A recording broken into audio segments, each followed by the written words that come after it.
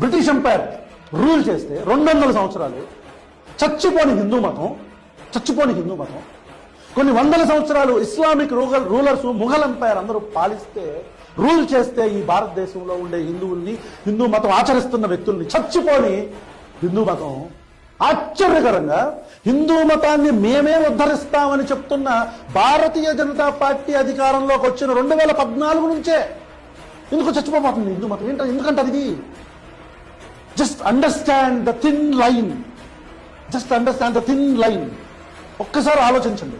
ఈ మతానికి మేమే ఉద్ధారకులు అని చెప్తున్న భారతీయ జనతా పార్టీ 2014లో అధికారం తీసుకున్న తర్వాత నుంచే హిందూ మతం ప్రమాదంలో పడిపోయిందా?